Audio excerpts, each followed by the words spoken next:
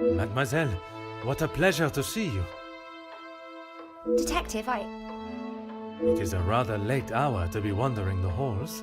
Oh, yes, of course. I do not feel myself, Detective. If that is the case, you should be resting. Allow me to help. No, that's quite all right. I will see to my duties and return to bed.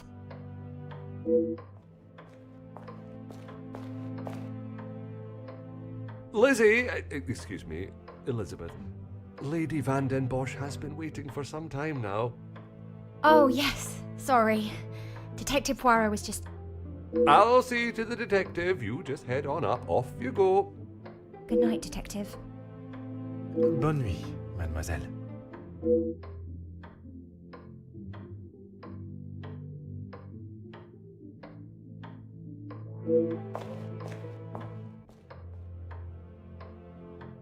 I'm sorry about her, Detective. As you can see, she is still not back to her usual bubbly self. This weekend seems to have taken quite a toll on her.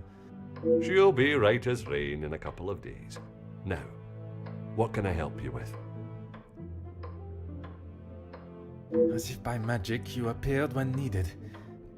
I would like to speak with you and the remaining staff. If you could gather them in the staff pantry. At this hour, Detective? Is that really necessary? I shall be the one that determines what is and what is not necessary, and this is very much the former. As you wish, Detective. I'll see if Inge has finished preparing for breakfast. And Mademoiselle Rihanna? Yes, of course. I'll fetch her from the kitchen. Elizabeth may be some time with the lady of the house. Perhaps you'd like to start with us? Very well. I shall speak with Mademoiselle Elizabeth when her duties are complete. While I am gathering the staff, Mr. Beckers is in the library. If you wish to join him, I could bring you both a nightcap. I wish to keep a clear head, but there is something I wish to discuss with Monsieur Beckers.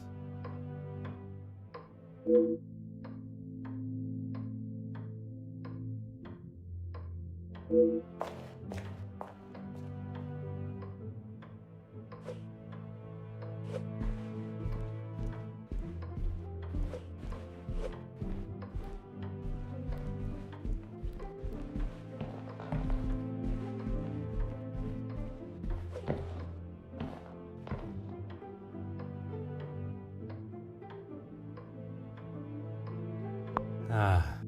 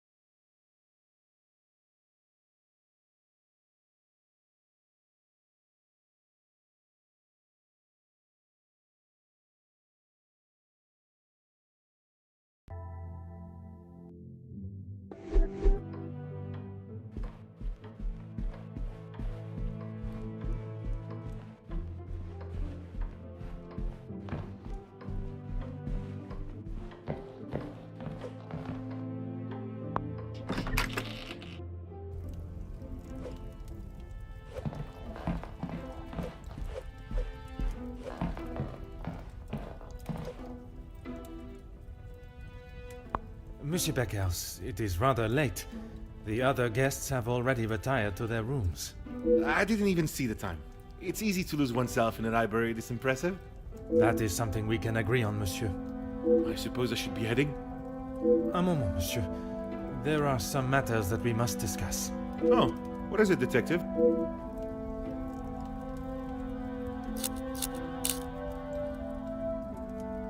I'm not sure what you mean. A proposal to make you somewhat of a star, a figurehead for the working man. What would you call that? There was certainly no talk of making me a star. That is not the type of man I am. She wanted to write a piece on my work with the union, and I was happy to oblige.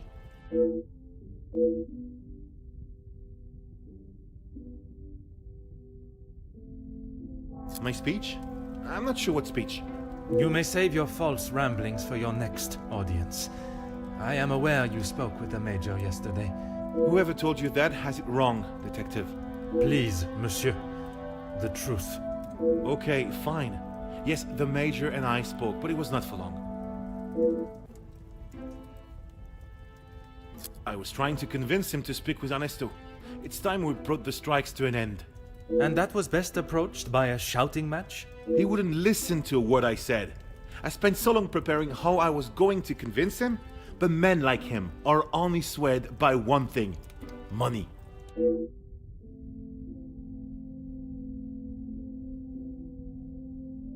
It is said that money is the root of all evil, but it can also be a rather powerful bargaining chip. Well, he was bargaining with people's lives. If he had acted sooner, none of those men, my men, would have to die.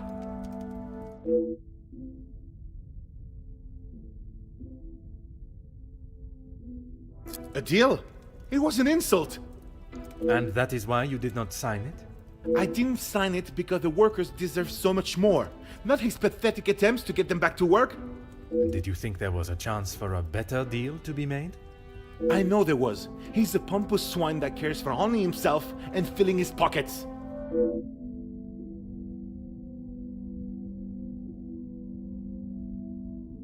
Mademoiselle Conrad can be quite convincing, can she not? She has certainly taken several wealthy business partners by surprise with her knowledge and prowess. She knows how to use her womanly powers to get what she wants. But she did not surprise or use you? Me? Used me? Don't be ridiculous, Detective. There were no games played at my expense.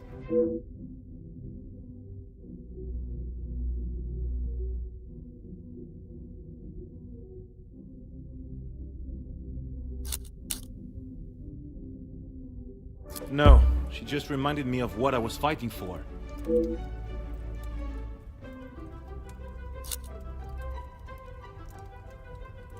And I stand by that. It was an insult. A rather bold move to make such a decision on your own.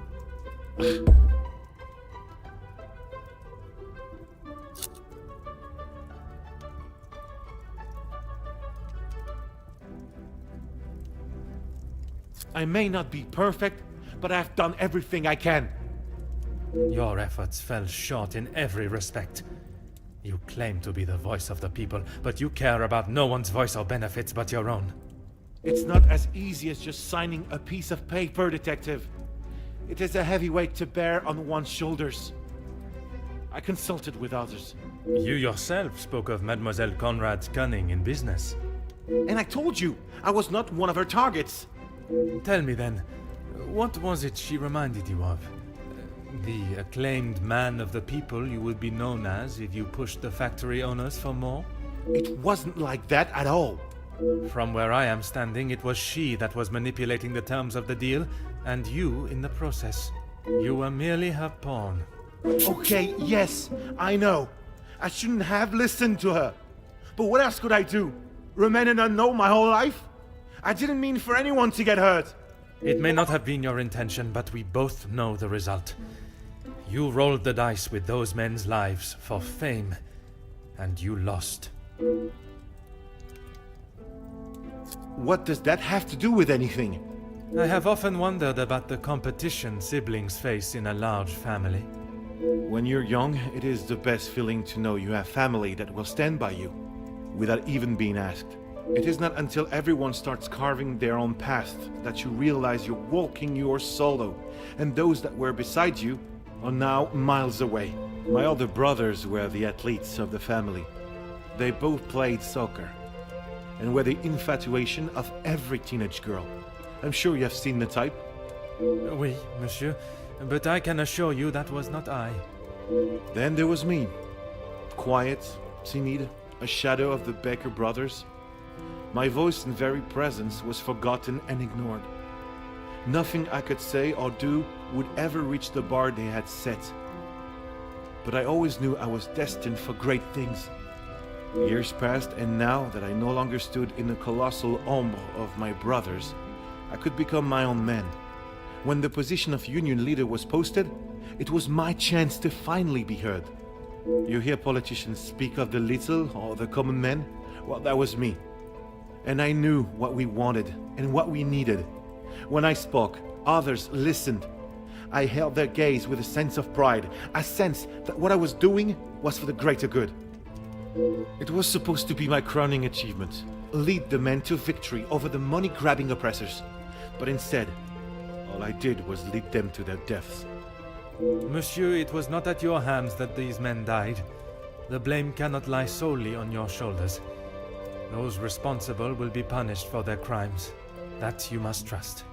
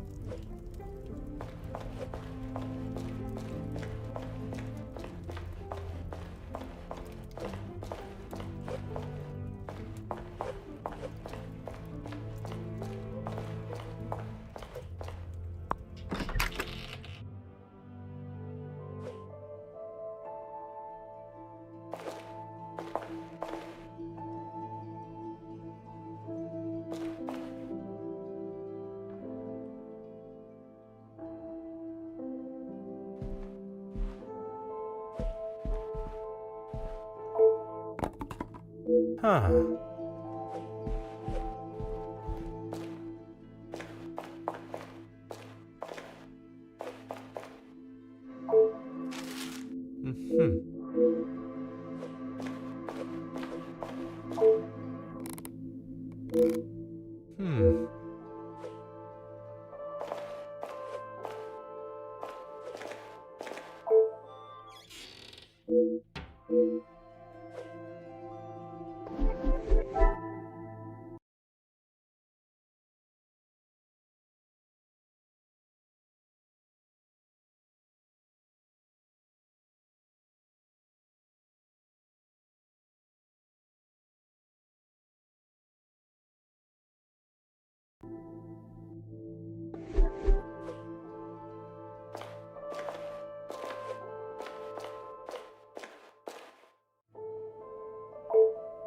Oh.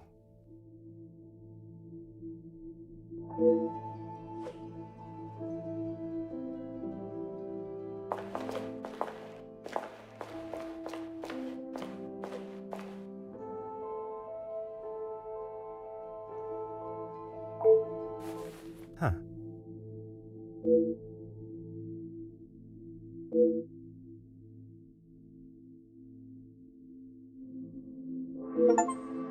Detective, what can we do for you?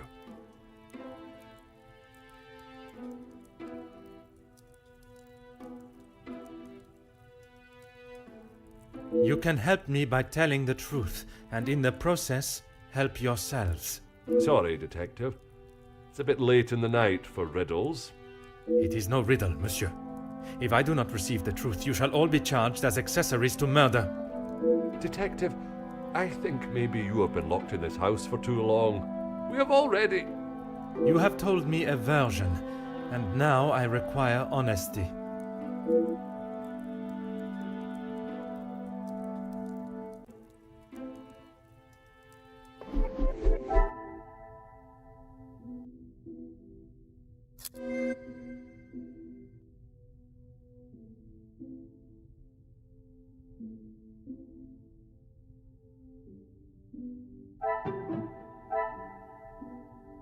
I cannot see the logic in this. Things are beginning to become clearer.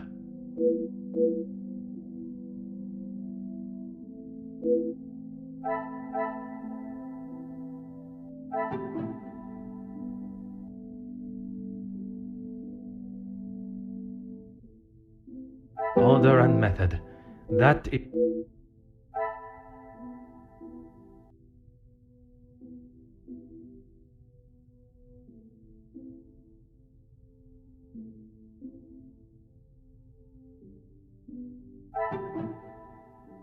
I should not be surprised by my own skills of deduction.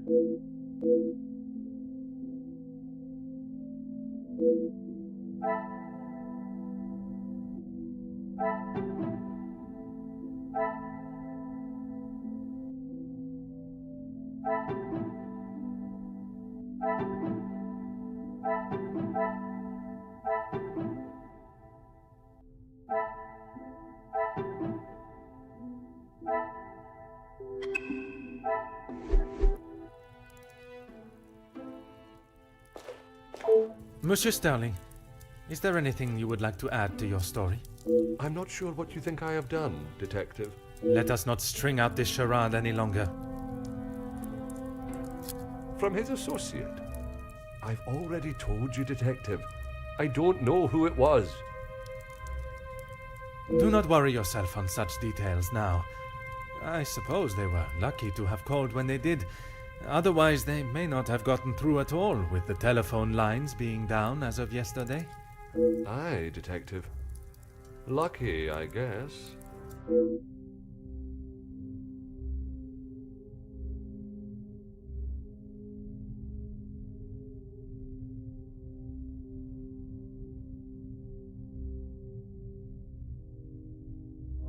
Whiskey? You took a bottle of whiskey to the Major. You spoke with Monsieur Demire en route. Aye, of course. It was a bottle he picked up from his last visit to Scotland. Rather smoky number from the Highlands. He was saving it for a worthy occasion. Drowning his sorrows must have been fitting enough.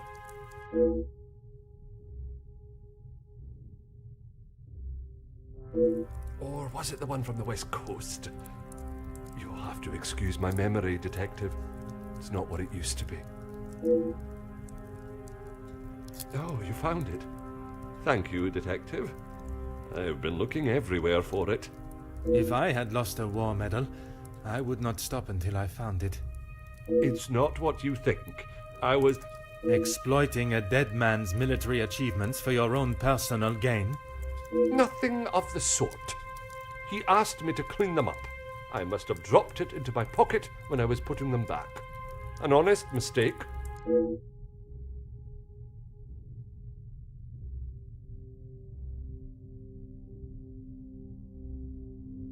I wouldn't know. Probably. Your father was in the military for many years. That is what you told me. He was. And your family still keep his medals? They were sold. And why was that, monsieur? Is my family on trial now, Detective? Only you, monsieur. And I repeat my question. Because we needed money. Voila.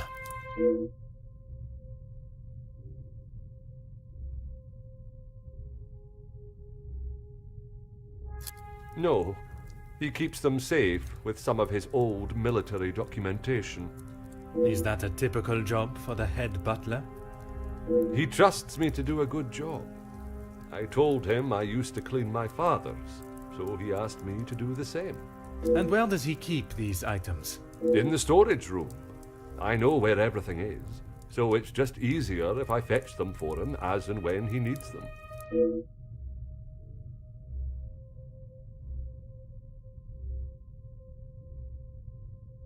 It's certainly better than my last. You are paid a fitting wage for the work that is asked of you? I'm sure the lady of the house would not want me discussing it, but I should not complain. That is not the most convincing answer, monsieur. Between you and I, we all work very hard here, and it would be nice if we were rewarded for it.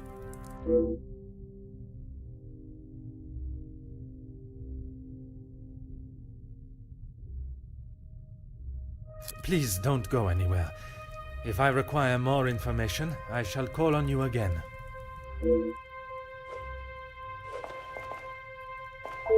Mademoiselle, I shall keep my questions brief. I don't know what else I can tell you. You have been honest with me so far. All I request is that you continue to do so.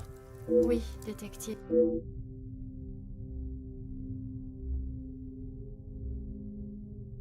It was frantic in the pantry. We were working hard to make sure everything was up to scratch. Go on. Then Liz burst in, asking for Maman Ray's help. Her help with what, exactly? I don't know. She took Liz to one side, and I was needed in the salon. We spoke just after that in the pantry. You did not question what she needed help with? I was too busy. I love Liz, but she sheds a tear at almost everything these days. Although, I have never seen her look so pale.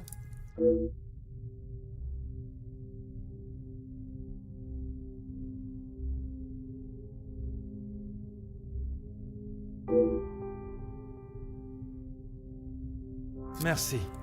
I shall return if I have any further questions. Mademoiselle, I shall be as quick and precise with my questioning as possible. Okay. What do you need? Merci. He was a good man. Taken too early. Forgive me, mademoiselle, for not extending them earlier, but I was not aware of your relationship. He was my only brother. And he died doing what he believed was right. If I ever get my hands on who took him from me.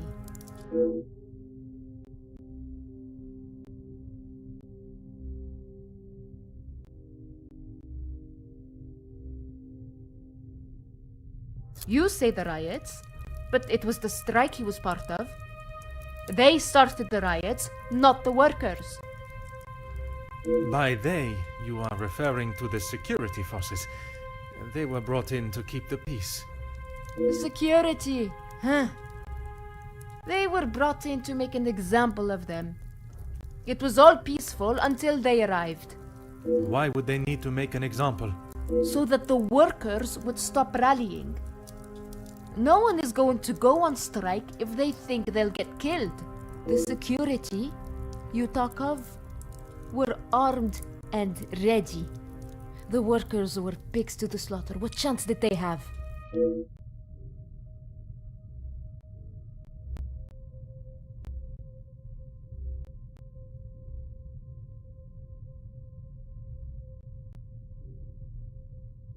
Yes. This was before or after Archibald took him a bottle of whiskey. Before.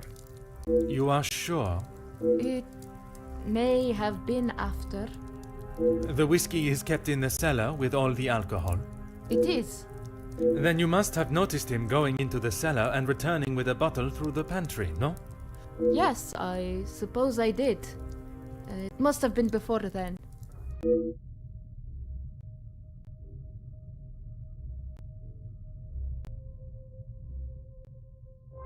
What is there to say? Being locked away in the pantry, I don't see her for most of the day. That may be. But she came looking for your help before dinner was served, did she not? She wasn't feeling well, that's all. And she came to you. I told you, we are a family here. The girls come to Mama Reh if they have a problem, and I fix it. When I saw her earlier, I must admit she was not looking herself. Perhaps I should check on her. No! Just leave the poor girl. She'll be fine after another bowl of my homemade soup. She just needs her rest.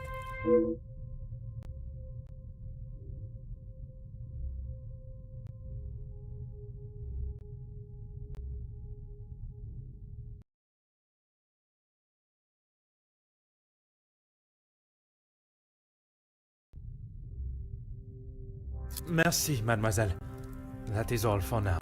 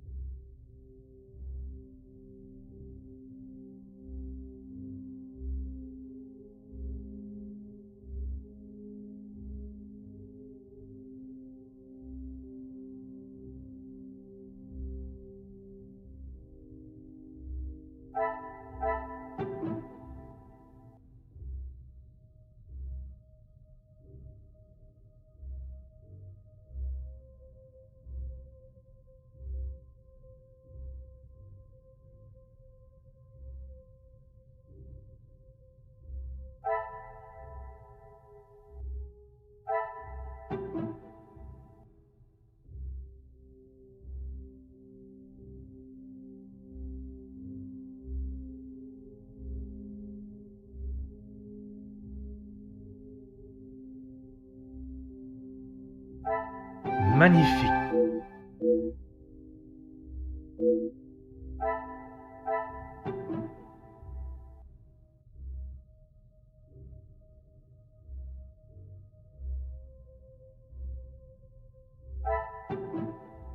What a revelation.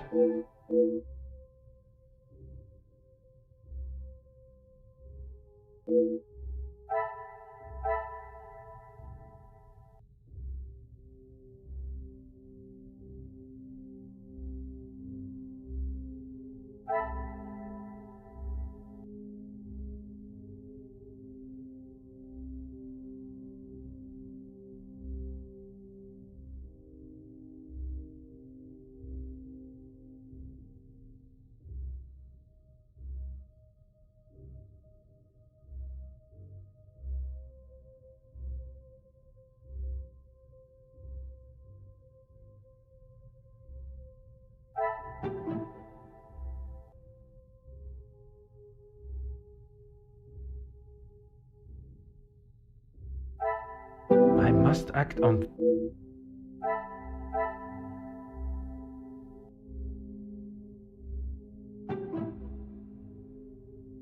Some would say a lucky guess. I would say a moment of genius.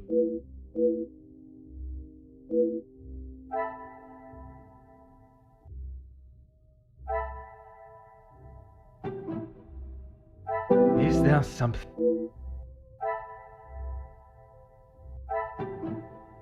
I must take a different approach if I am to uncover the truth.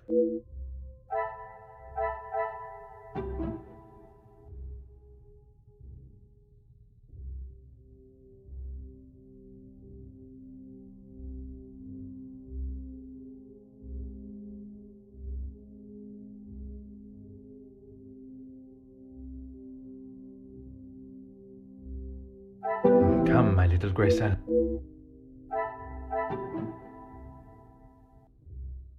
Another success.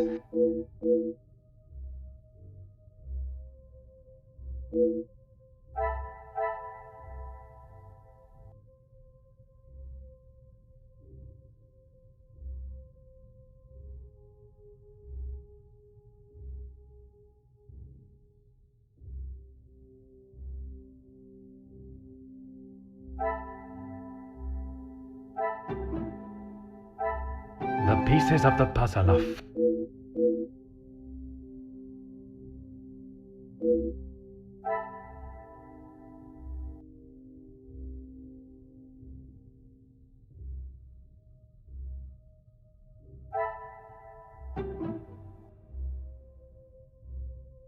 What a revelation!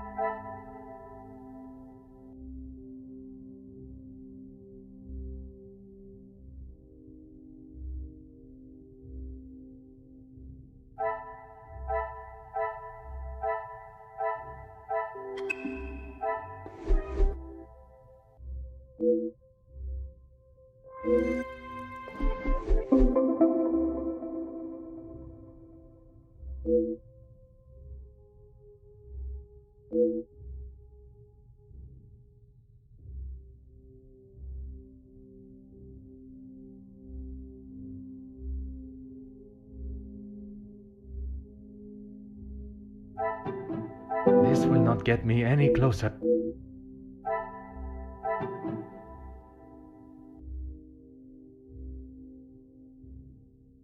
Magnifique.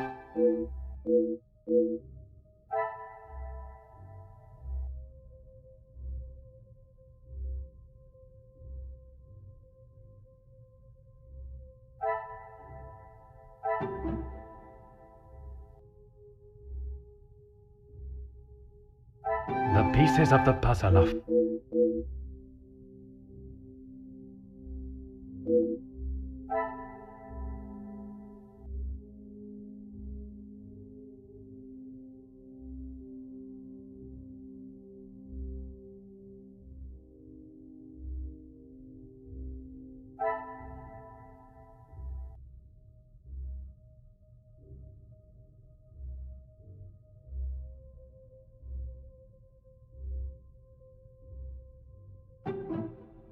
Things are beginning to be...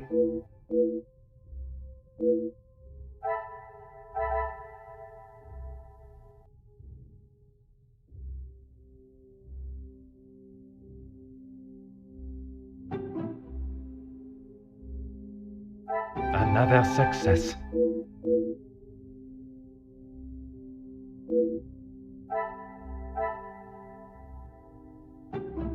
I must act on thought.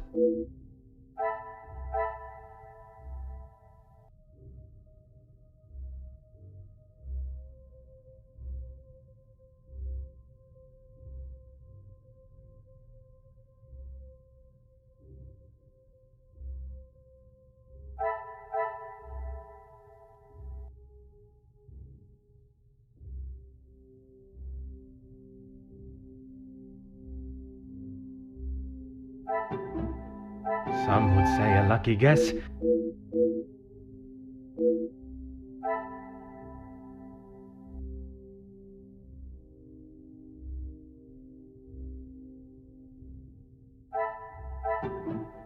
I should not be surprised by my...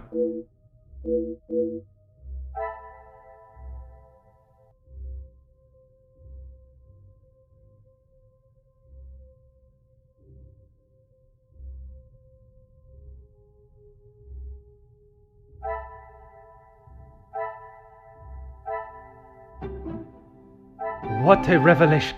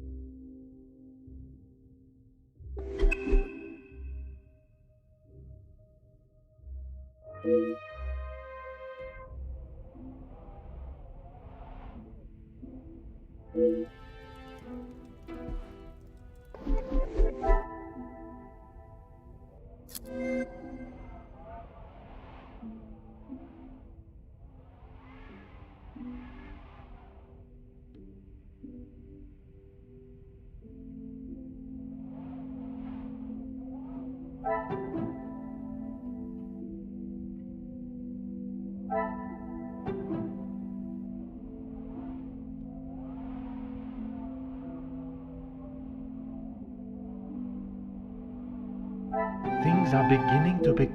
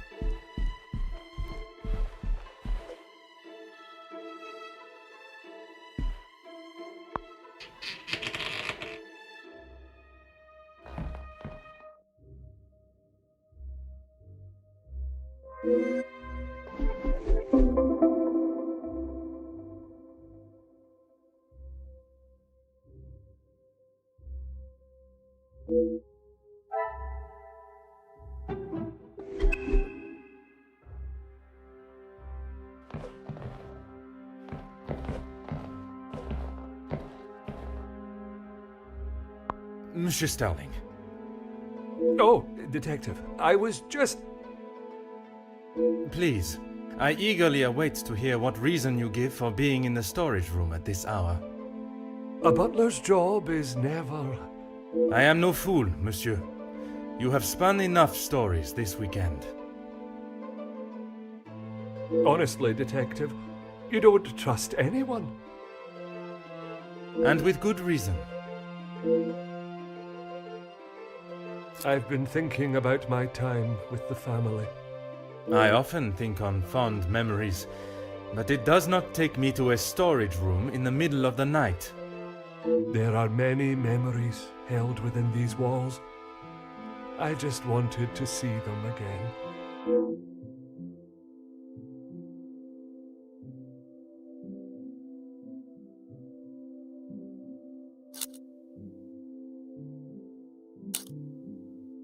I didn't realize the noise I was making. Obviously. Were you preoccupied looking for another of the Major's medals? Of course not. I already explained. No, monsieur. You attempted to dupe me again into believing one of your stories. Please, Detective. I know you know how it ended up in my possession. I was just trying to get some extra money together to send home. I can't lose this job. If Lady Van den Bosch found out... Theft of a medal would be the very least of your problems. Deceive? I'm sorry that I lied to you about the medal.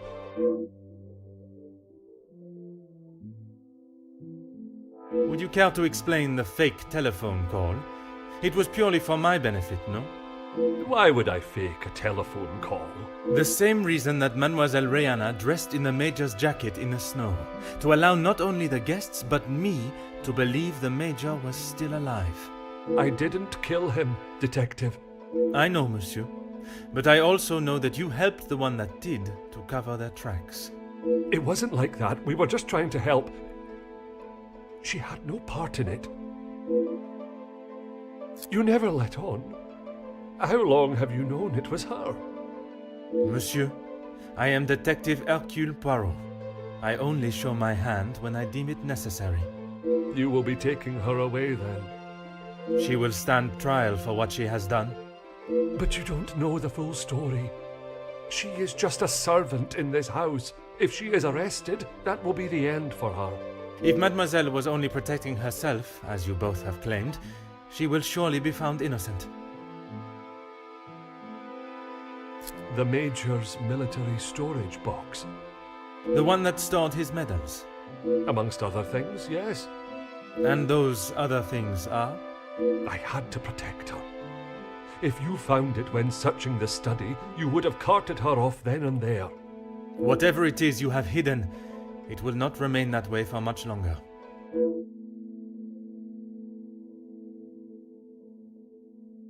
I need a moment.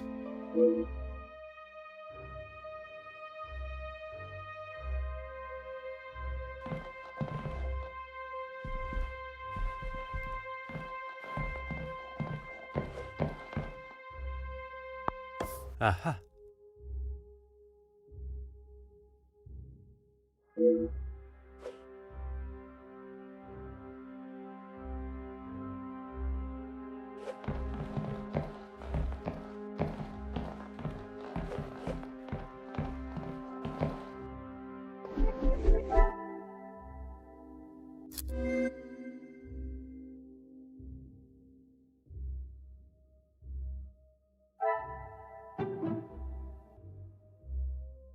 Order and method.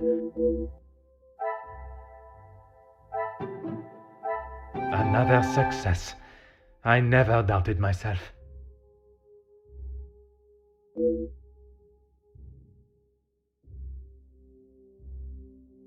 Some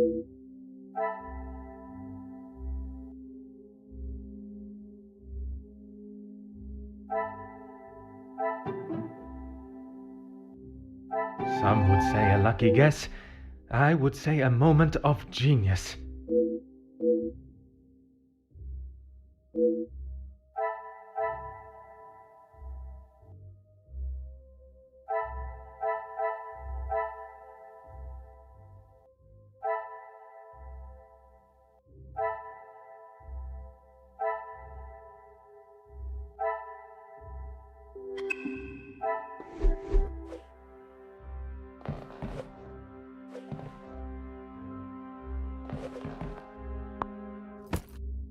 Ah. Oh.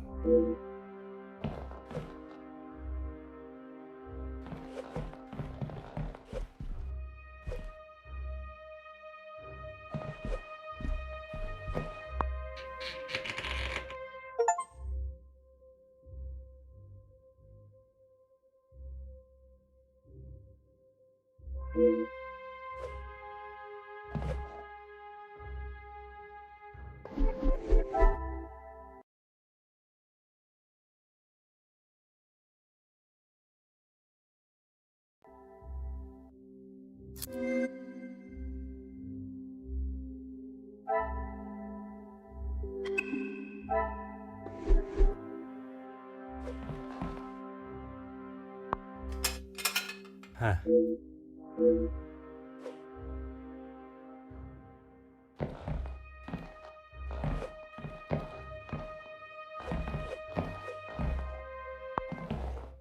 Hmm.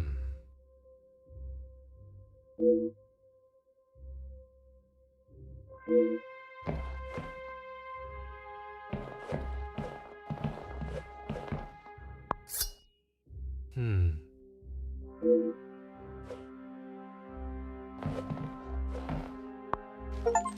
Oh.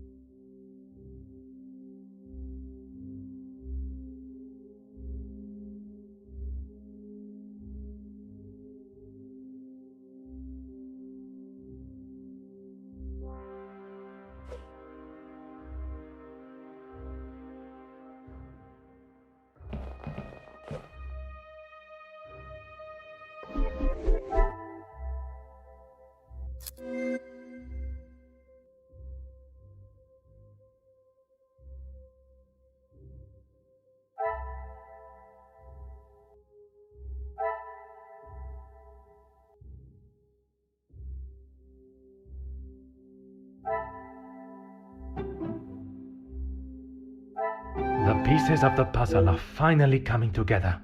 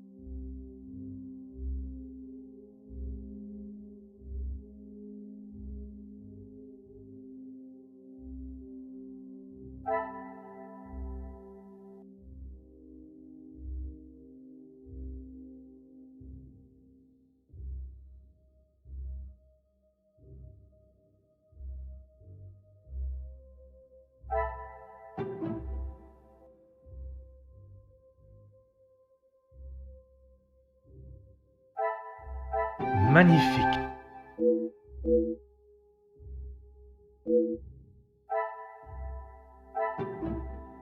I should not be surprised by my own skills of deduction.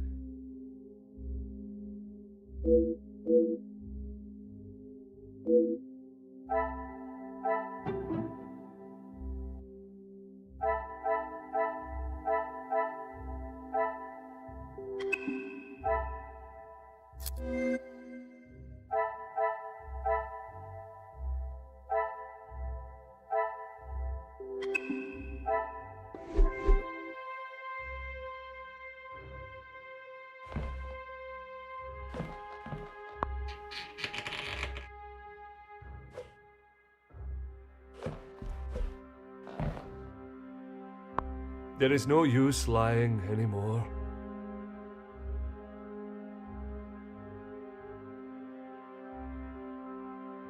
He always had his regiment lighter that he received in the war on his person. And yet, it was not his regiment emblem that was engraved on it. My father's. It must have fallen out of my pocket. You still have it, detective. Monsieur, you have stashed evidence, manipulated a crime scene, obscured my investigation, and yet it is a lighter that you worry about most? If it is my path to end up behind bars for what I have done, so be it. It is Elizabeth that you cannot allow to be locked up without the truth being told. I have heard how you fought for that young maid before. Fleurette, is it? I only ask that you do the same for Elizabeth.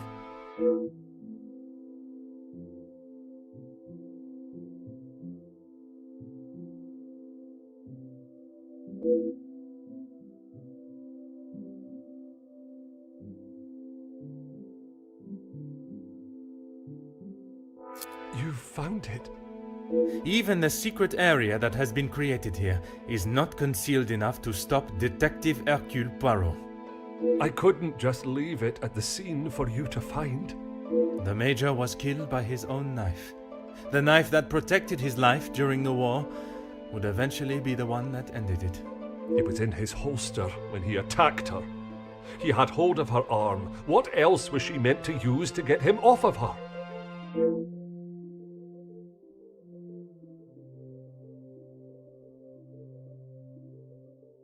She didn't plan any of it, Detective. She was only defending herself. That is what Mademoiselle told you? She did, and I believe her. You think you knew the Major, but you had no idea. He was a monster and had more secrets than all of us combined. That may be true, but that does not excuse what she has done. Put yourself in her shoes for a minute. If a man like that had attacked me the way he did Lizzie, I would have done a lot worse to him.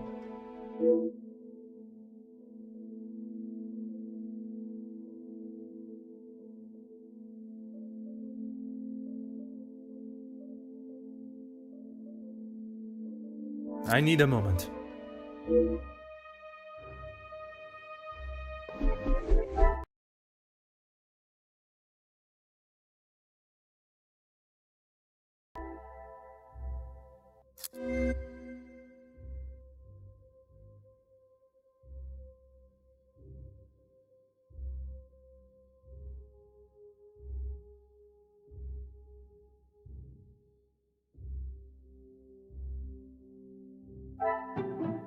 I should not be surprised by my own.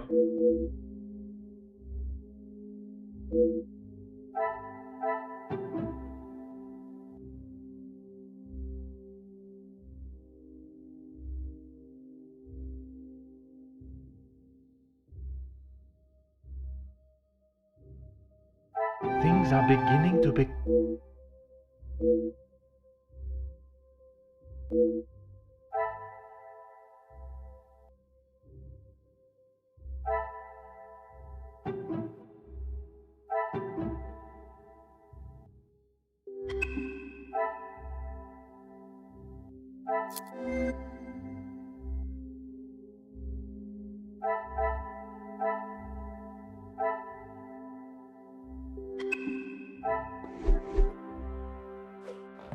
There is no use lying anymore.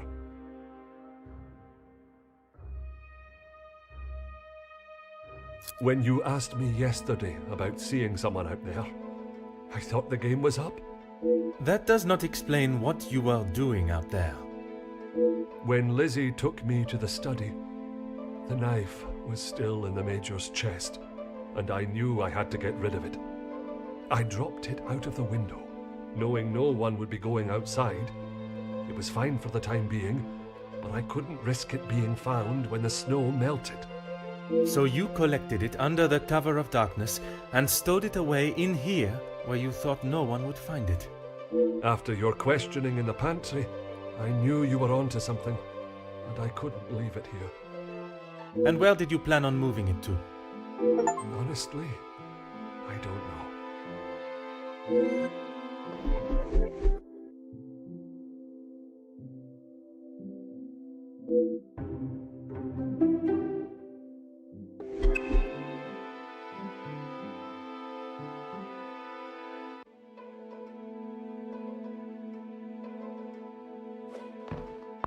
There is no use.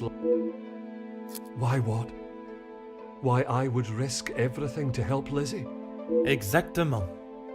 Because she is family. If you were in that position, you would do the same. I can assure you, monsieur, that I would not. Then perhaps that says something about you, Detective. I would do anything for her. For any of my staff. Even if it means crossing the boundaries of the law? Without question.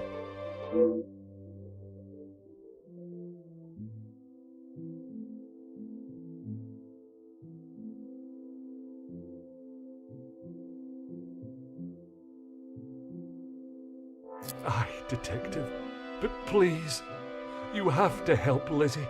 It was all an accident. She doesn't deserve to spend the rest of her days behind bars because of that man. If she is put behind bars, it is because that is what the courts have decided upon. Detective, you can't be so cruel. It is not cruelty, monsieur. It is the law.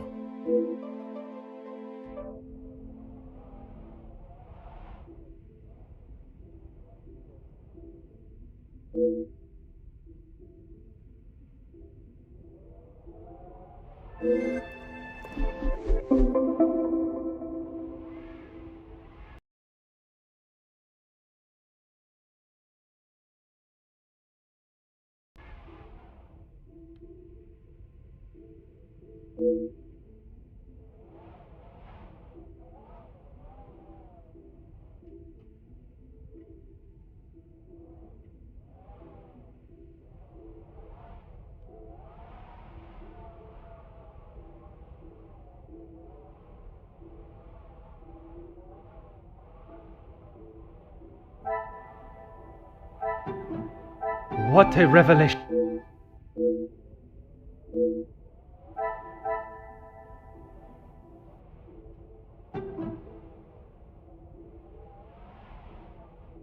This will not get me any closer.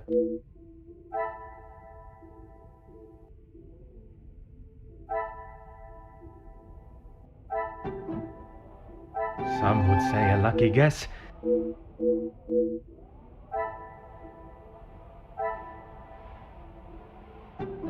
I must take a different approach if I am to...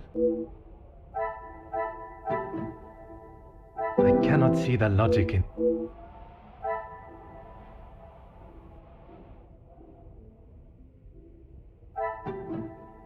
The pieces of the puzzle are...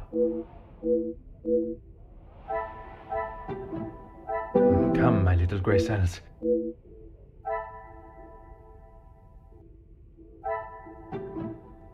Another success.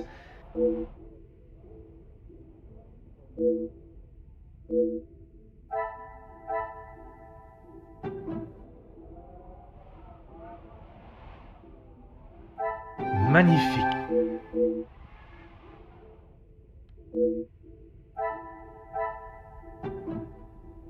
The pieces of the puzzle are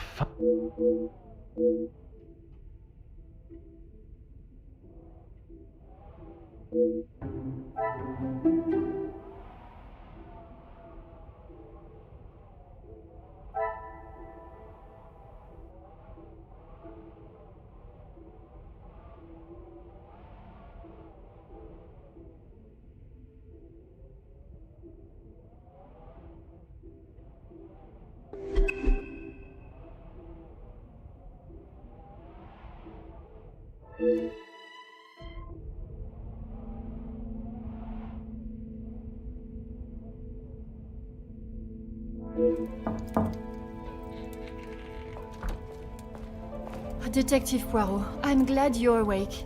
Bonjour, mademoiselle. It has certainly not been a night of peaceful sleep. There is something that we must discuss. Please, Detective, I'm not sure I can take any more surprises like last night. I'm afraid this may be the most upsetting of them all. You have found Felix's killer, haven't you? I have. And the guilty party will certainly come as a shock. Detective, please.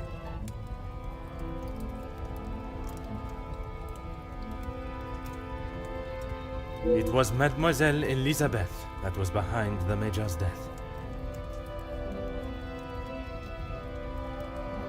You must be mistaken. Elizabeth could not do such a thing. I assure you I am not. It is something I spent much of last night deliberating. When you spoke of the telephone lines being out of order, it made me question the conversation I thought I had heard Monsieur Sterling make with the Major before connecting the call to him. But it hasn't been working all weekend. Exactement, mademoiselle. That is when I knew I had once again been lied to.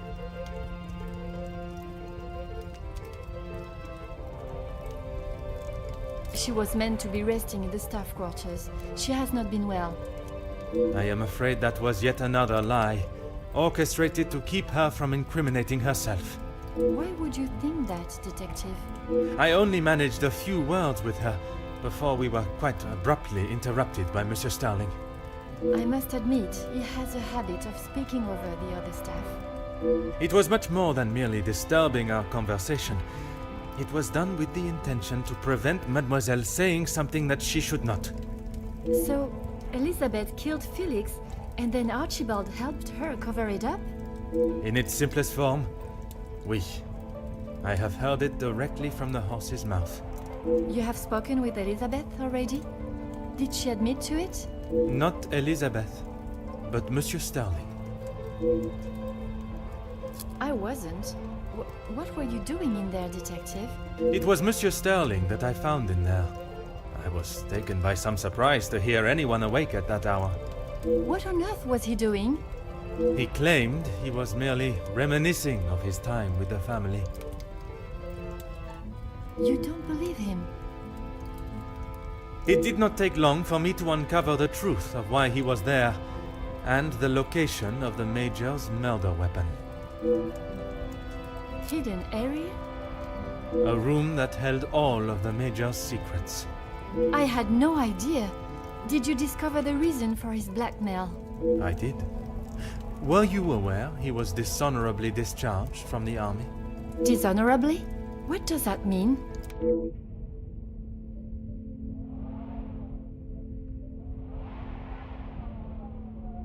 Yes, Gideon told me about the conversation you had.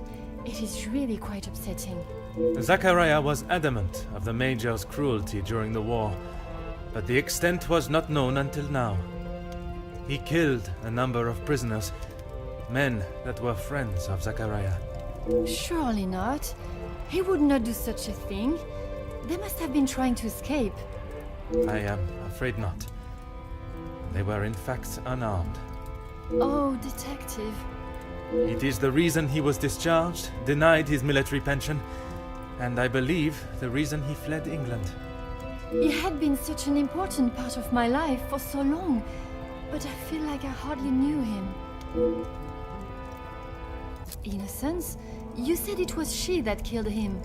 It was her hand that held the knife, but he was quite insistent it happened in self-defense. In all of the years I have known her, she has barely even raised her voice. I cannot believe she would do something like that out of malice. The whole truth cannot be known until Mademoiselle Elizabeth has told her story.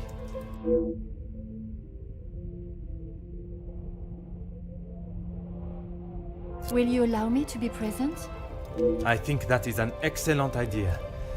I hope your presence will calm her and will perhaps allow her to speak more freely. Please, detective. I know she has done a terrible thing, but I beg of you to give her the time to explain herself. I will offer Mademoiselle Elizabeth the fair trial that she deserves, as I would with any suspect. Thank you, Detective Poirot. Would you bring Mademoiselle Elizabeth to the study, where we will not be disturbed? Of course, I'll find her immediately.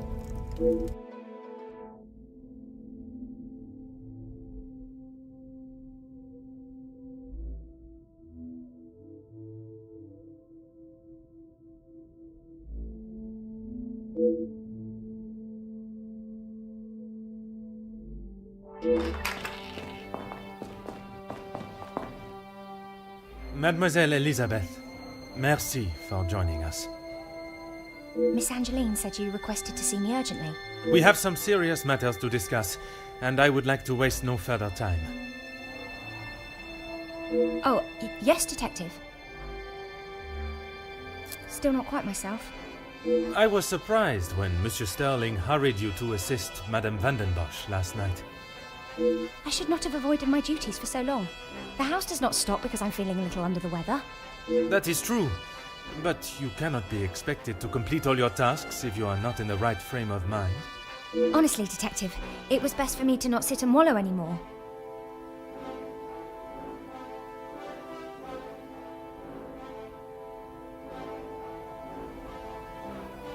Have you been able to uncover who the blackmailer is? The blackmailer's identity has been established, and they will pay the price for their crimes. Wonderful news, Detective. You can put it all behind you now. You must be thrilled. I would not say thrilled, knowing that such a close friend has betrayed us. Mademoiselle is correct.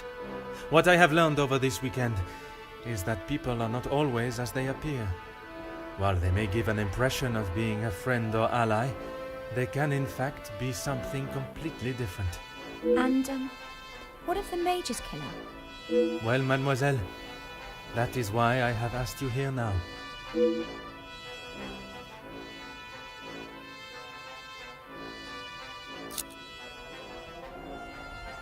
Yes, that is where he spent his last moments. Standing shoulder to shoulder with his fellow workers. The resulting riots were a terrible tragedy. One that I hope we will not have to see or experience again. Something that could have been avoided had the Major and his team done what was required of them. Nobody deserved to die that day.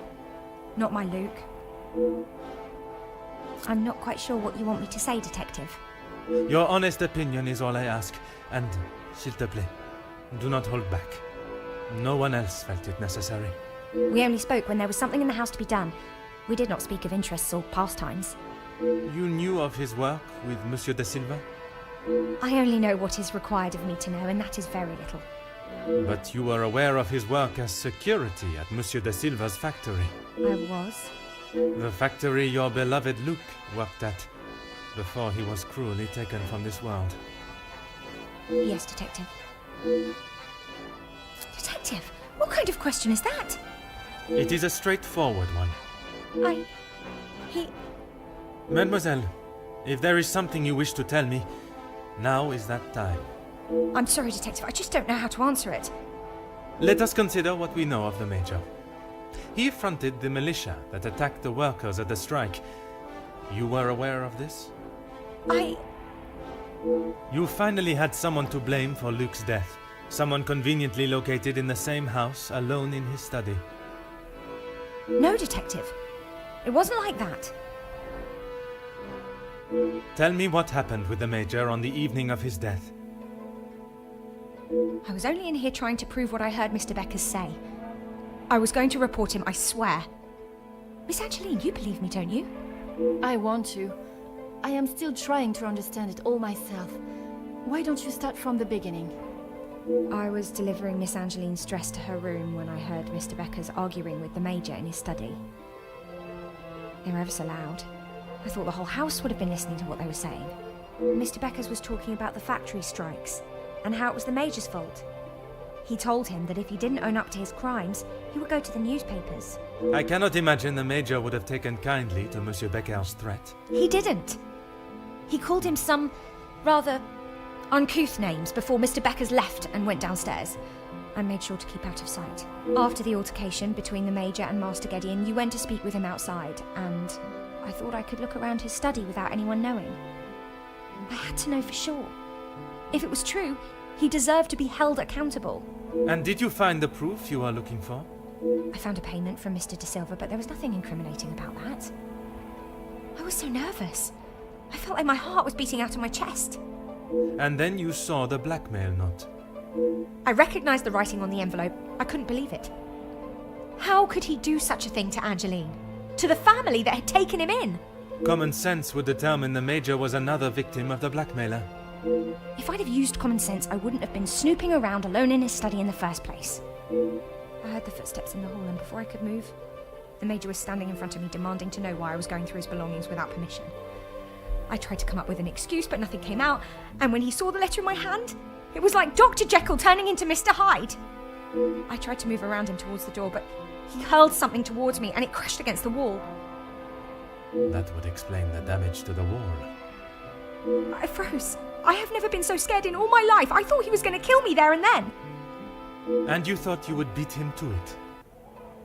Oh, Detective, you make it sound as though I had it all planned. He lunged forward and grabbed me by the arm. I tried to push him away, but he was too strong. His grip just got tighter and tighter. If only you had seen the look in his eyes, I dared not even scream. I saw the sheath on his belt. I didn't know what else to do. I didn't want to hurt him, but he wouldn't let go of me. So you took your opportunity to put an end to it all. I just wanted to get him off me. I didn't want to hurt him. I reached for it and I jabbed it at him. His grip instantly loosened and I ran straight out the door and didn't look back. You did not even look to see what state you had left him in? She had just been attacked, Detective. Oui, please. Continue. I ran down to the pantry looking for Rahana. She took one look at me and knew something was wrong. I explained to her what had happened and she went to find Archie. She said he would know what to do. We went back to the study and he was still lying there, motionless. Archie said that no one would believe me. That if someone like me killed someone like him, I would be sent straight to the gallows. He left the letter so you would find it. He said that if people knew what the Major was really like, then they wouldn't care what happened to him. So I am to believe that it was Monsieur Sterling and Mademoiselle Rihanna that cleaned the scene and orchestrated a plan that included a fake telephone call and dressing as the Major so that he may be seen. You had nothing to do with that. I swear I had no idea that is what they had done. Archie just told me to stay out of sight. I am no master criminal. Then Monsieur Sterling and Mademoiselle Rihanna will be charged for obstruction of justice and impeding my investigation. Please, Detective, they were only trying to help me. If they wished to help you, they should have brought all of this to my attention immediately instead of committing more illegal acts. Surely you haven't forgotten what happened with Florette. She was only accused of stealing a bracelet. I killed a man. It is a day I have not forgotten, mademoiselle. Even for a moment. Without your help, I don't stand a chance. Please, Detective Poirot, you are the only one that can help me. Oh, Elizabeth, why didn't you come to me? I didn't think you would believe me. I felt so guilty. And when it was announced yesterday that he was a victim of the blackmailer, I wanted to tell you everything. I came to find you last night, Detective, but Archie stopped me. I'm sorry.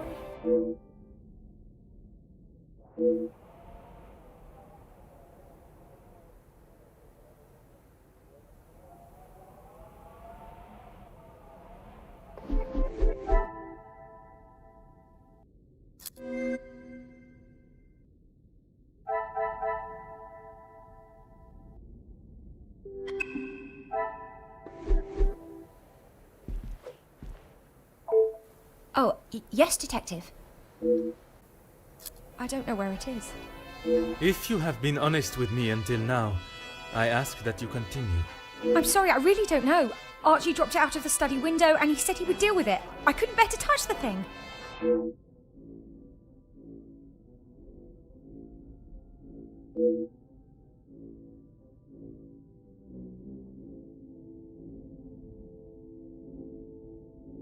I need a moment.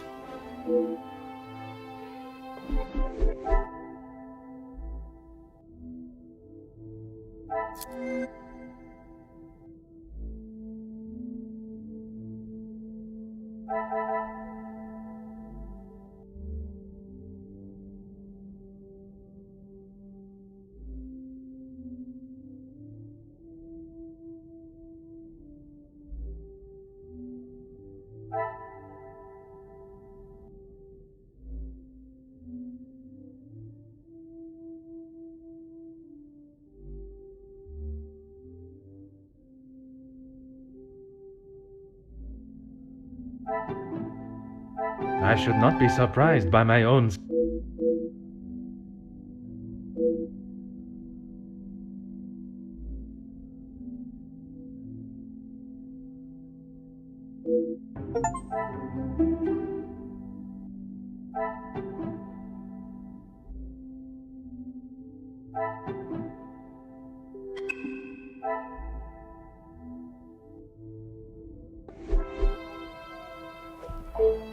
Oh, yes, Detective. Please, I was only protecting myself. I didn't want to hurt him. He just wouldn't let me go. Oui, mademoiselle. I know. Mademoiselle tells quite the harrowing story.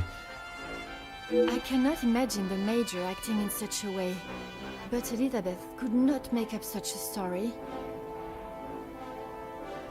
After learning what I have about the Major's character this weekend, I would not question the lengths he would go to in order to keep his secret hidden.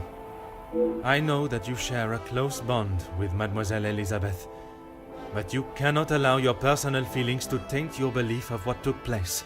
She has committed a terrible crime, but she will live with that for the rest of her life. She is not a cold-blooded killer. If what she says of the Major's attack is true, she acted in self-defense. And in the law's eyes, a crime has not been committed. I will do everything I can to make sure her story is heard and a fair trial is conducted.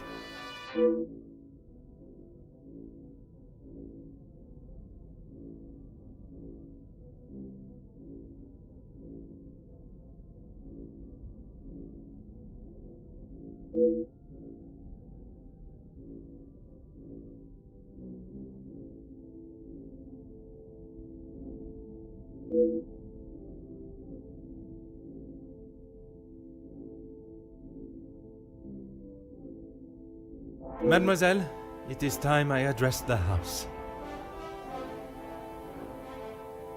Are you sure? What will you say? What if they do not listen? I can assure you, they will. Elizabeth was right, though. She's just a servant. What if they... Mademoiselle, when Detective Poirot speaks, they will listen. Would you ask the guests to convene in the library? Of course. And what of the staff? I have told Monsieur Sterling to remain in the staff quarters with the others. When the authorities arrive, they shall be dealt with. You have been of great help to me throughout my investigation, and now that it is over, I have one final request. You only need to ask. While I am speaking with the guests in the library, would you watch over Mademoiselle Elizabeth in my room? You don't think she will try and escape, do you? In her position, I do not know what she might try. But I trust with you there, any potential ideas of such a thing will be squashed.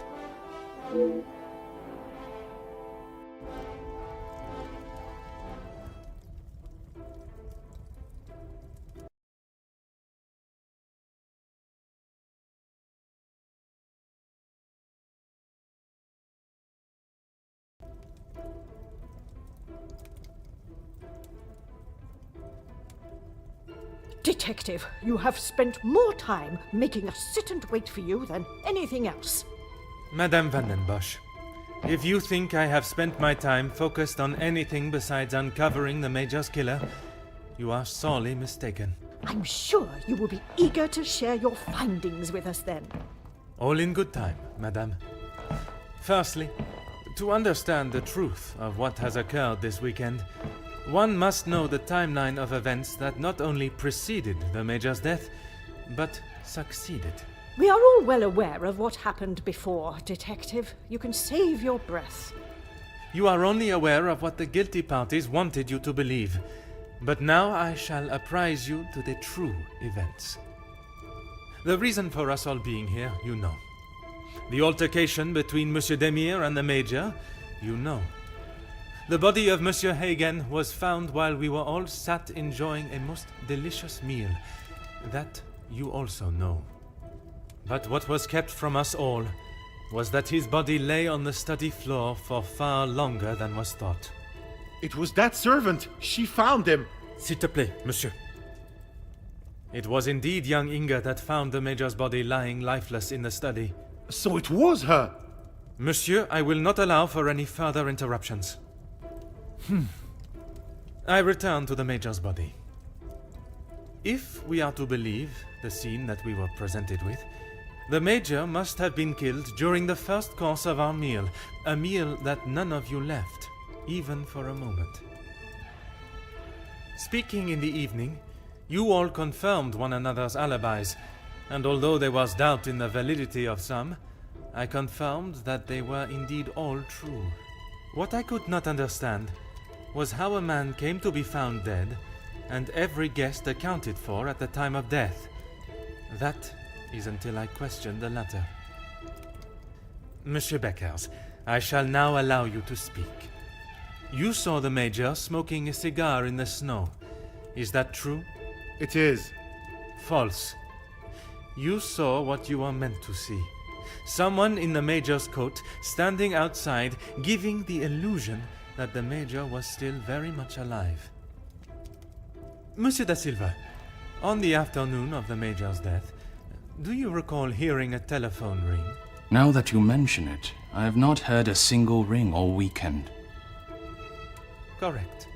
The telephone lines have been down for the duration of our stay, meaning the telephone call that was received and promptly directed to the Major's study was yet another act of trickery and deceit. But it did not end there. When I entered the study for the first time, it was obvious someone had already been there and falsified the scene to stage a burglary and clear away important evidence, including the murder weapon. What followed was an investigation that had already been hindered. But even those lengths were not enough to derail me for long. I think we have all had enough of your self-praise, Detective. Perhaps you would like to tell us who killed him now? Madame, as I'm sure you would expect, it is not as simple as that. What many of you do not know is the discussion that was had between the Major and Monsieur Beckers earlier that day. What has that got to do with anything? I told you I didn't kill him. That I know to be true. What you do not know is that it was not only his ears that heard your spoken words. I hope you are not implying I had something to do with it.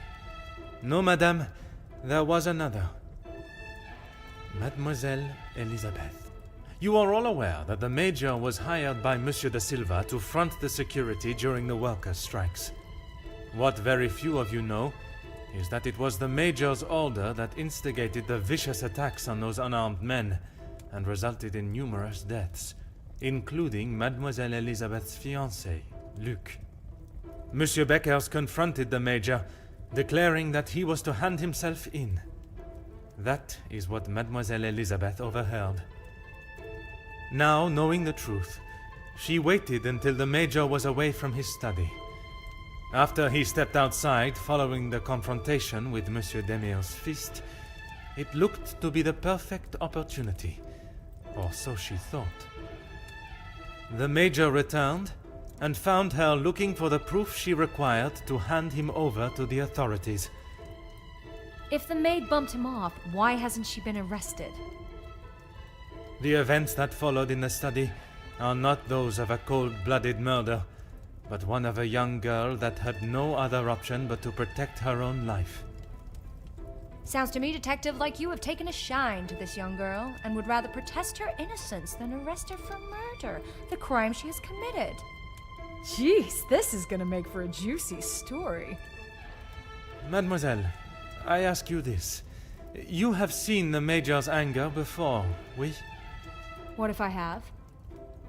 How do you think he would have reacted if someone was to find proof that he had committed a terrible act, and that if made public, would surely result in his incarceration? Exactement. It is quite the story you have told, Detective, but all I have heard is that Elizabeth overheard a conversation blaming the Major for her fiancé's death, and she murdered him in revenge. A servant killing a man that is as revered as he was. She will face the noose. I am not denying that a man has lost his life, but it is not the crime of murder that you all believe. While the Major did not deserve to die in such a way, it was his actions towards Mademoiselle Elizabeth that drove her to defend herself in any way she could. Mademoiselle Elizabeth will be punished, but we will let the law decide the severity of her punishment. She has played you like a fiddle, Detective, acting the innocent victim. She will be arrested and hanged for her crime, like every other cold-blooded killer. Hear, hear. Give her what she deserves. The girl has got to pay for what she's done.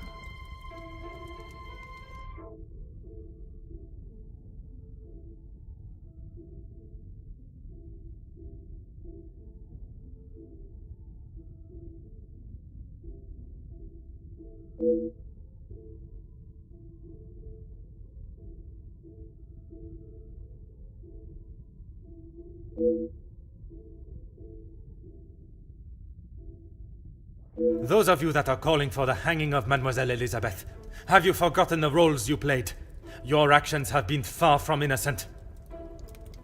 Look, Detective, I see where you are going with this, but it's not going to work. So maybe the strikes were down to De Silva and Beckers. But don't try and drag me into their mistakes. Mademoiselle Conrad, if you are so confident of your innocence, perhaps we should begin with you.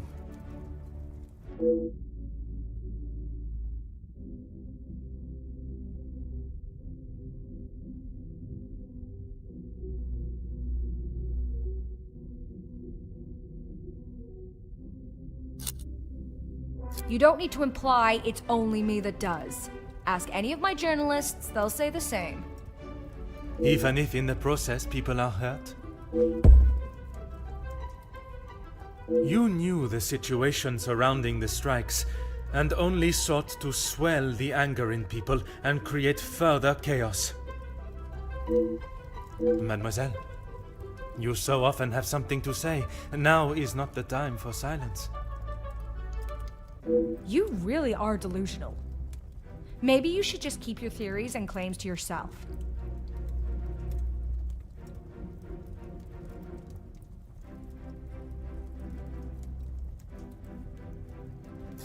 You obviously have no idea what goes on in my world. I would say stick to honest police work, but it seems that it's not in your field either.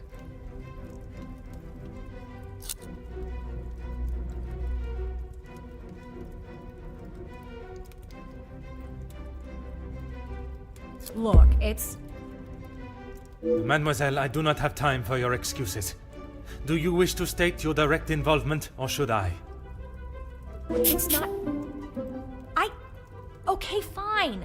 Yes, the story was going nowhere. There was a deal on the table, and it was going to be done and dusted. Everything you said is true. I wanted the story. The scoop that would have blown the others out of the water. I never wanted anyone to get hurt. But I can see what I did wasn't right.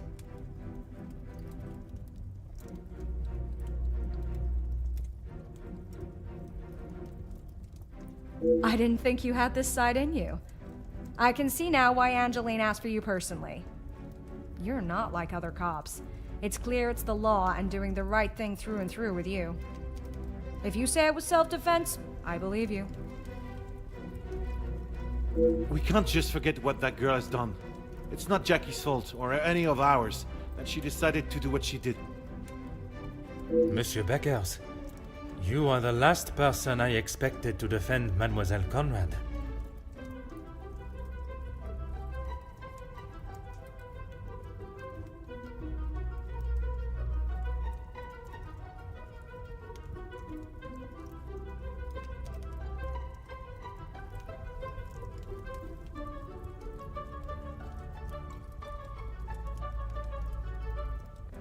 We talked only last night, and correct me if I am wrong, but you have already declared the role you played. To me, at least. Yes, we talked. It's just not fair of you to attack Jackie like that, putting words in her mouth until she succumbs to your plan.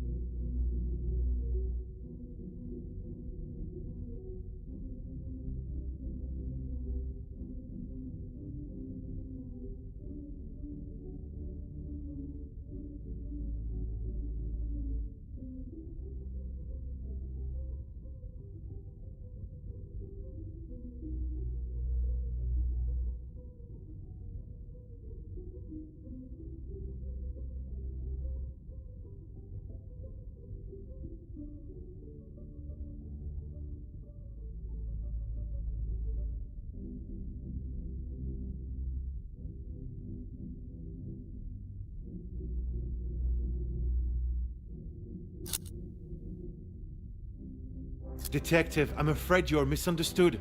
That is not how it was. It was not my intention for things to escalate as they did. I could not have predicted that would happen. Jackie was documenting everything to do with the strikes. She wanted our story to be heard and wanted to know how I was handling the negotiations. And they were handled by yourself? Naturally. If I cannot handle simple negotiations, I am not fit to be in the position I am in.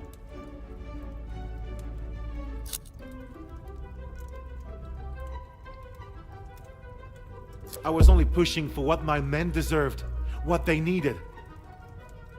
Hindsight is a wonderful thing, Detective. Surely you must know that. Nothing is ever simple, Detective. I'm sure you understand that better than anyone.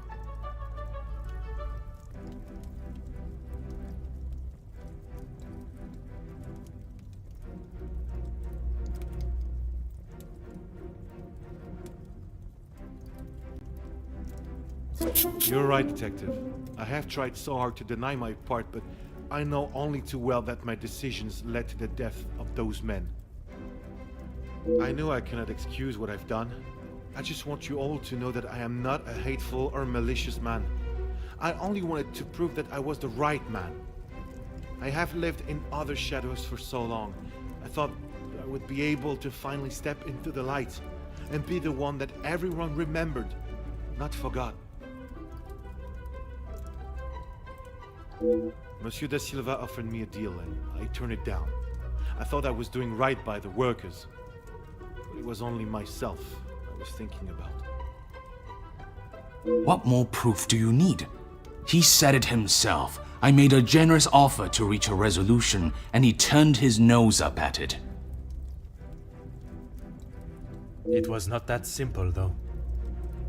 Oui, an offer was made, but Monsieur Beckers and the workers would never have been forced into that position had their working conditions been satisfactory to begin with. This is outrageous! Do you plan on blaming everyone for doing their jobs? I suppose it makes you feel better about yourself, doesn't it?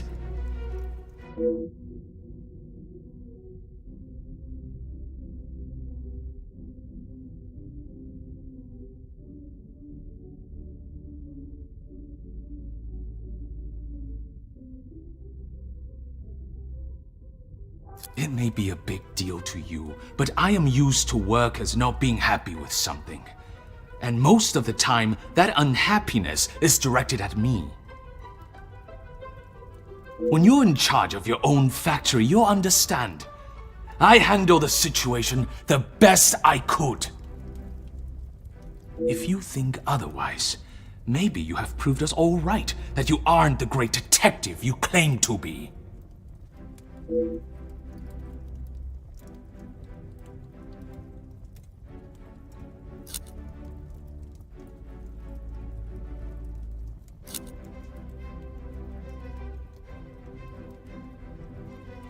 You said it, anonymous.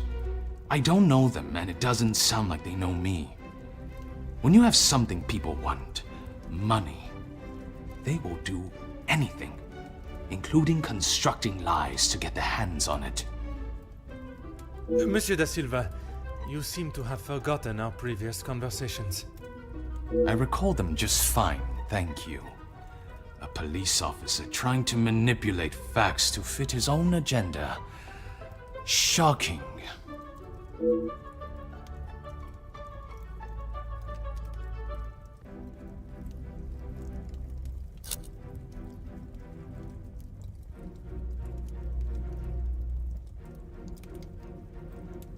Do you really think this is the first time blame has fallen at my feet? Although I don't think I've seen someone try so hard before to even convince themselves of what they are saying. Have you not learnt enough already from having your factories closed? If you have any hope to return to normality, you must admit your faults and accept the repercussions. I may have been a little harsh with my staff. I only wanted to prepare them for the realities of this world. I was never given the opportunities that they have today, and I succeeded. All they do is demand more and more at the factories and at the house. How am I meant to keep a good profit if every franc is going to them? I offered what I could. I was willing to meet in the middle. But maybe that wasn't enough. Swallowing one's pride is no easy feat. But if it means that a young girl will receive fair judgment, I am prepared to do it. Merci, monsieur, for your honesty. Admitting your responsibility is an honorable move. What now, Detective? Is this absurdity going to continue much longer? Even after all your attempts, Detective, Felix was still murdered. Self-defense or not, she chose to hide what she had done because she knew what she had done was wrong. And she will be punished for it. It was not choice to hide anything, madame. If in her position, I ask, what would you have done? The Major has already furiously thrown an object at you, barely missing your head, and now has hold of your arm. I wouldn't have driven a knife into him, that I can tell you for sure. She is no fool. She intended to kill, not to defend.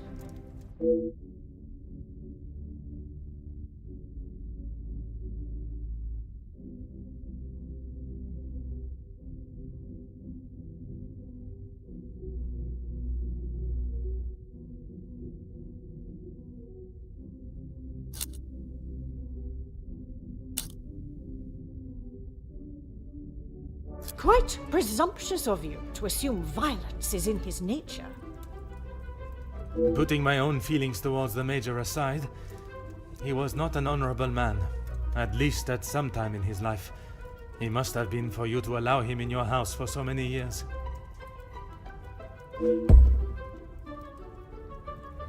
So, even you confirm he had a history of aggression.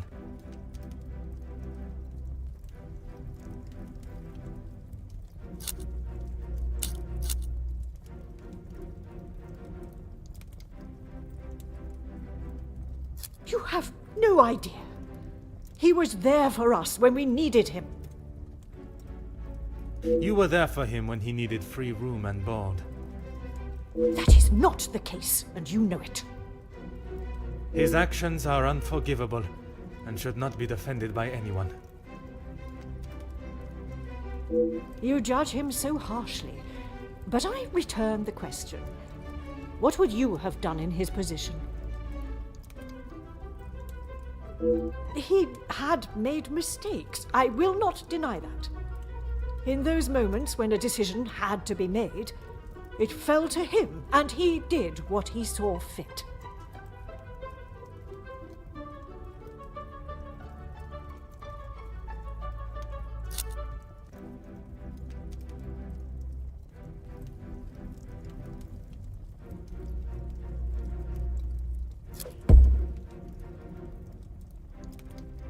S'il te plaît, madame. I ask that you consider everything you know of the Major carefully. He was not always like that. The man that I called a friend would never have done what he has. I cannot allow another innocent person to be punished for his vicious and barbarous behavior. You have seen the Major act in a similar manner as I described before, haven't you? What was the outcome then? You have convinced me that I am wrong, in both my opinion on Elizabeth's punishment and in the friendships I keep. Is that not enough for you? Not when a potential crime has been committed, and I fear an innocent party may have been punished for it. He was just a boy. I told him to stop, but he was like a wild animal. The confrontation with Mademoiselle Elizabeth was not the first time he has come close to killing another. It was following the officers' ball. A young man, no older than 16, stopped us on the street, begging for some change. Felix pushed him away, but he was persistent. He only wanted a few coins.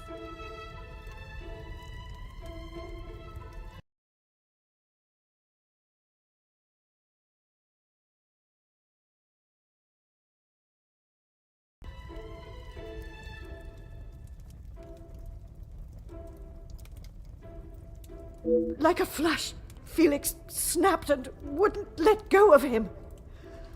He would not stop punching him. I have never seen anything so brutal. But he was never charged for the attack. Felix called the captain at the station and said that the boy had tried to rob him, and he was merely defending himself. The boy was thrown behind bars without a second thought. It was a full week before the bruises on Felix's knuckles finally faded. And even after witnessing such a brutal assault, you still support him. You still believe that he had not attacked Elizabeth. The days following, he showed no signs of remorse, no apology to him or to me. I blamed it on the amount he had had to drink. But when you began talking about him finding Elizabeth in his study, I somehow knew it had happened again. Had you been open about the Major's temper, this could all have been avoided. When you tell the courts the truth, Mademoiselle Elizabeth's self-defense plea cannot be ignored.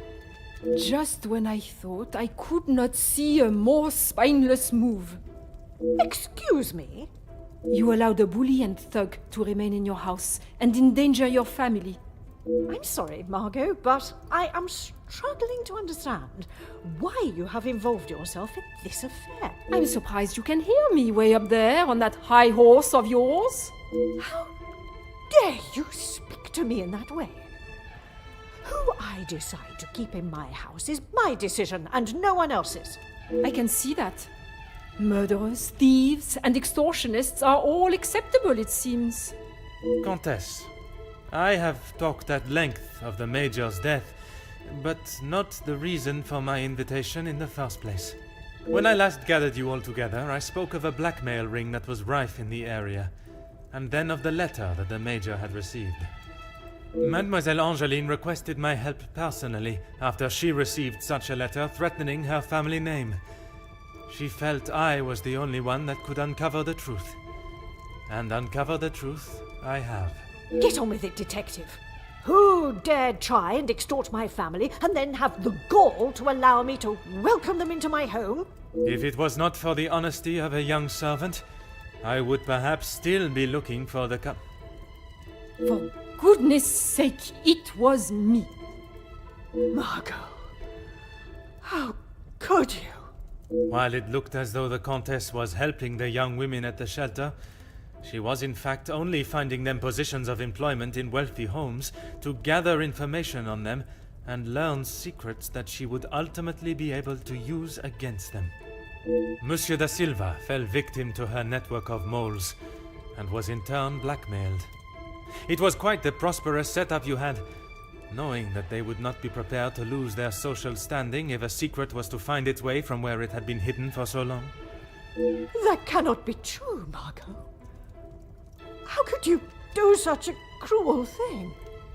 That is rich, coming from you.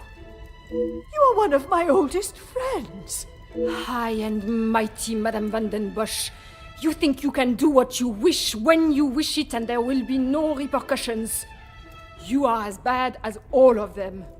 If I do not get a straight answer out of you, I will march you to the police station myself.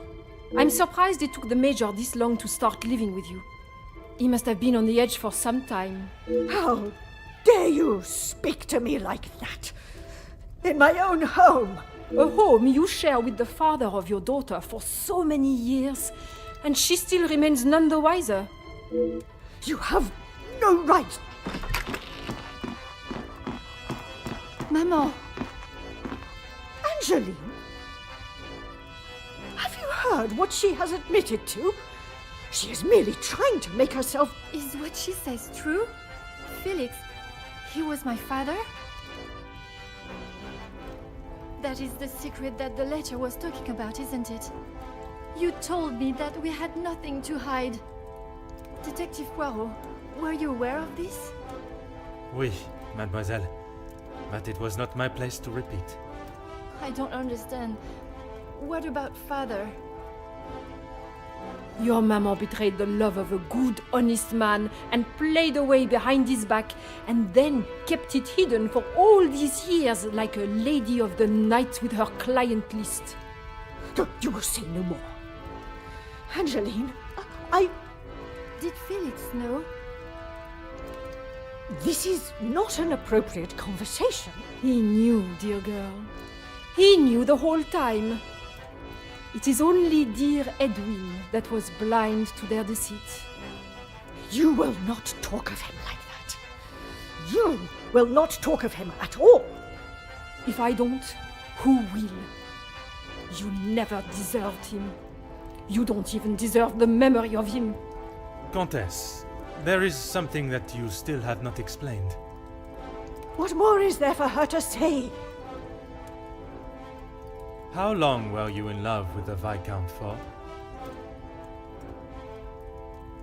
Margot? Is that true? We were destined to be together. And then you turned up. And I was all but forgotten about. But you were nothing more than friends. And you made sure of that, didn't you? From the day you arrived, it was all about what you wanted and what you had to do to get it. You didn't consider Edwin at all. He was just a purse to you. I loved my husband, and I miss him every day. Loved him enough to stray? Both of you, no more. Please, Angeline, let me explain. Maman, I do not wish to hear anything else from you. Not even your own daughter wants to hear your lies anymore. Cassandra Van den Bosch, all alone. How dare you!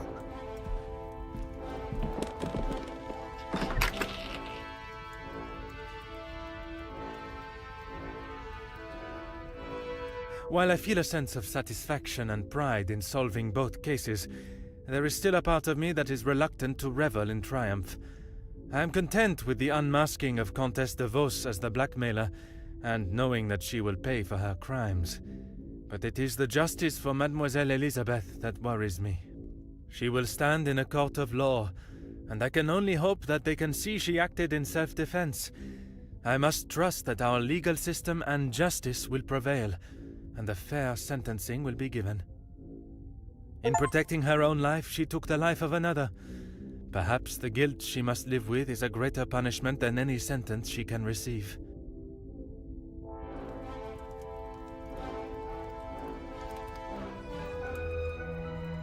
Comtesse de Vos was taken from Nemozinet House in cuffs and placed under arrest. Although she initially tried to plead her innocence, Inge, along with a number of other girls that the Comtesse had found employment for, came forward and made full statements. She was charged with 5 counts of blackmail and extortion and sent to a house of corrections, where she will have a new life to become accustomed to. Monsieur Sterling and Mademoiselle Rihanna were also reprimanded for their participation. While they may not be facing time in prison, tampering with a crime scene and obstruction of a police investigation are certainly not something that houses and new employers will look positively on.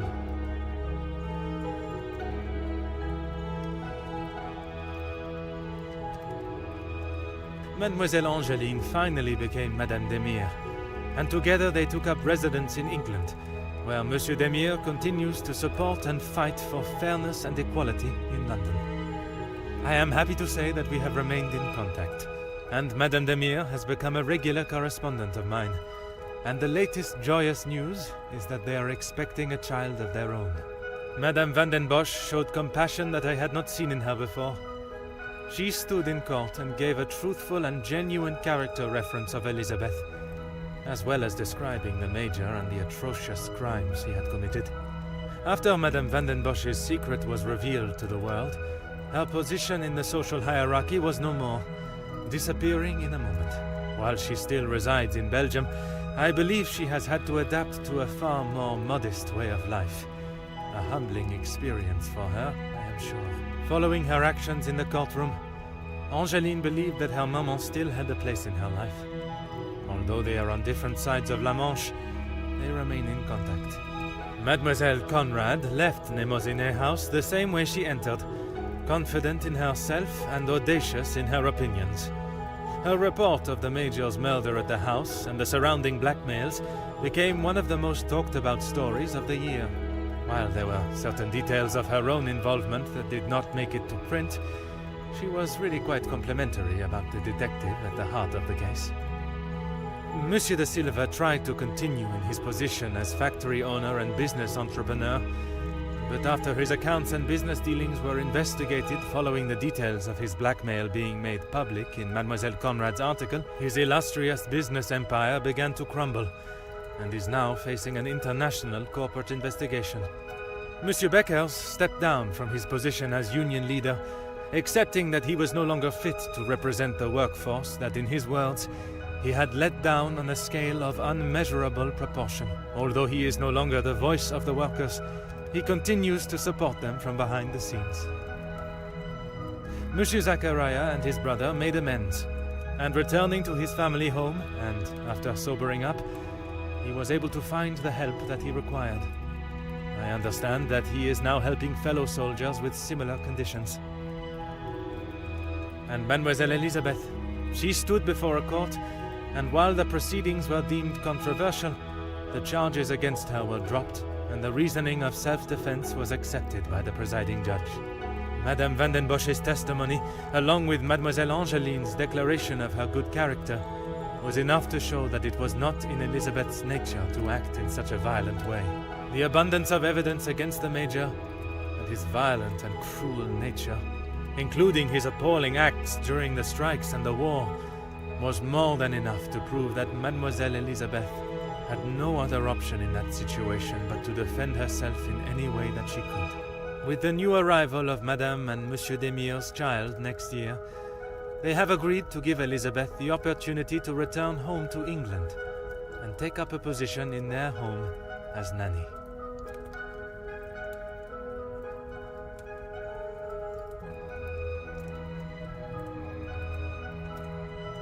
The death of Elizabeth's beloved Luc has been at the center of everything.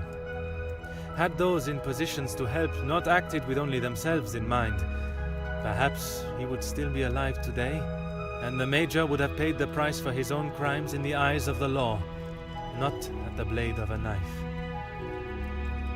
The blood of Major Felix Hagen will remain on Elizabeth's hands, a stain that wherever she is and whatever she may do, she will never be able to wash clean. However, it will remain as a reminder to not only her, but all of us, of what we as human beings are capable of to protect ourselves. We all have something that may be considered shameful or sinful, and it is how we deal with it that shows our true character. Those involved in the riots, the workers' deaths, and the Major's killing believed themselves to be untouchable. Whether it was from their social standing or their confidence in themselves, they learned that everyone is accountable for their actions. There is no exemption because of the suit you wear or the money in your bank account. There is no price to a man's life. It cannot be bought or traded or discarded. No man is better than another, including Detective Hercule Poirot.